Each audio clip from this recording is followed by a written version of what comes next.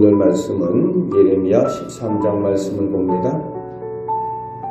이스라엘 백성은 자신들이 하나님의 선택된 백성이라는 자부심과 함께 그것을 당연히 하나님께서 지켜주실 것이라는 그런 기득권처럼 생각을 하고 있습니다. 그런데 오늘 하나님께서는 예레미야를 통해서 그것을 완전히 쓸모없다라고 말씀하십니다.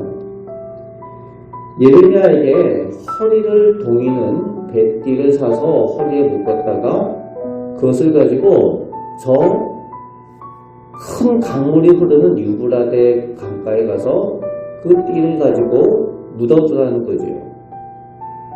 그리고 나서 며칠 후에 가서 그것을 파보라고 얘기를 합니다. 물이 많은 곳에 뱃띠를 갖다 놨으니 그것이 멀쩡할 리가 없죠. 다 썩어버렸다는 겁니다.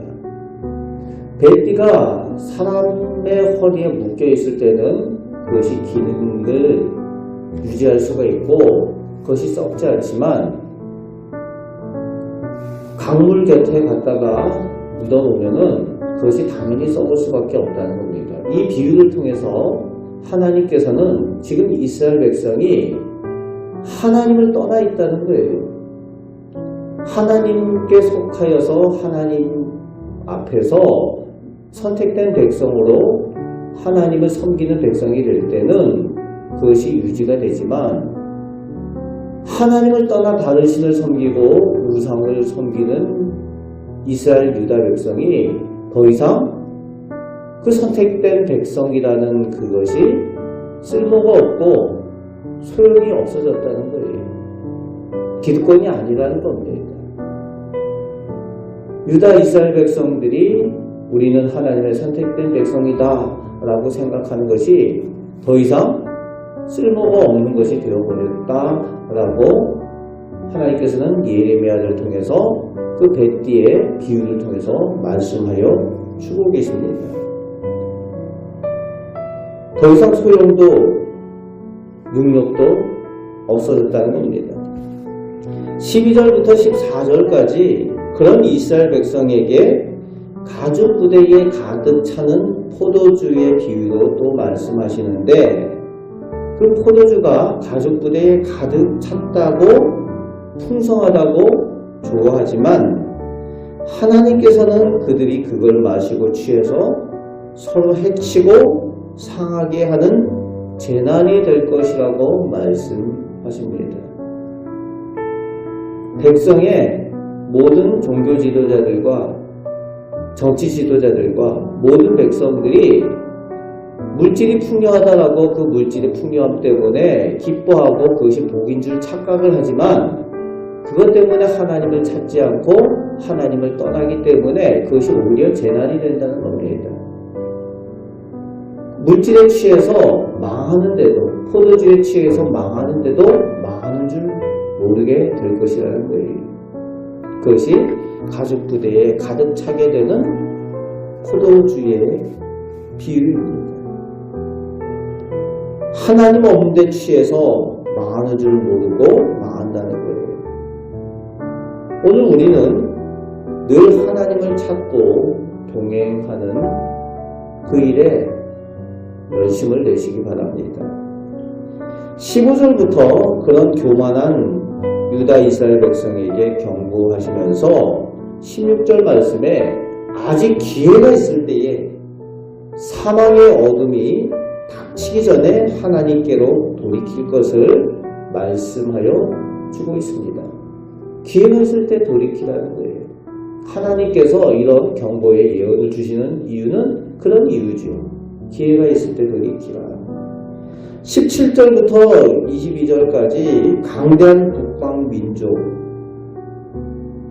이방 민족을 통해서 하나님의 심판과 징계가 임하게 될 것이라고 말씀하여 주시는데 특히 18절 말씀에는 왕과 왕후, 즉 나라의 왕과 함께 모든 고위 지도자들이 하나님 앞에 돌이키지 않으면 큰 수치와 징계를 당하게 될 것이다 라고 말씀하고 있습니다. 또 하나님이 아니라 사람을 의지하고 다른 강대국을 의지하면 친구라고 생각했던 그 이웃 강대국이 오히려 자기들을 해치는, 자기들을 수치로 만드는 그런 재난이, 심판이 임하게 될 거라는 거예요. 내가 익숙하게 여겼던, 내가 친구로 여겼던 그들이 나를 해치는 하나님의 채찍이 되게 될 것이라는 것을 말씀하여 주십니다. 그래서 22절부터 26절의 말씀에 보면은 수치를 당하게 되는 그 이스라엘 백성들의 모습을 표현하고 있습니다. 그런데 지금 유다 이스라엘 백성의 형편이 23절 말씀 같다는 거예요. 구스인, 아프리카 흑인들이죠. 흑인들이 피부색을 변할 수 있느냐? 표범이 그 무늬를 변할 수 있느냐? 없다는 거예요. 반어법을 표현하고 있는 겁니다. 흑인이 그 피부색을 변하게 할 수 없고 표범이 그 무늬를 변하게 할 수 없는 것처럼 너희의 지금 모습이 그 타락한 것이 지금 변할 수 없는, 바뀔 수 없는 그 타락한 모습이 최악의 상황에 있다는 그 형편을 하나님께서 말씀하여 주고 계신 겁니다. 이스라엘 백성이 타락해서 더 이상 변화의 가능성이 없다는 거예요. 그럼 뭐만 남습니까? 이제는 매를 맞을 수밖에 없는 그런 상황밖에 남지 않았다라는 것을 하나님께서 경고하고 계신 겁니다. 오늘 우리는 늘 하나님을 찾고 하나님과 동행하는 일에, 또 하나님 앞에 겸손하여서 하나님을 더 귀하게 여기고 살아가는 일에 최선을 다하시길 바랍니다. 그럴 때에 내가, 우리 가정이 하나님의 백성이 되고 하나님의 자녀가 된 것이 진정한 능력이 되고 이 악한 세상 가운데 승리의 삶을 살아가게 될 줄로 믿습니다.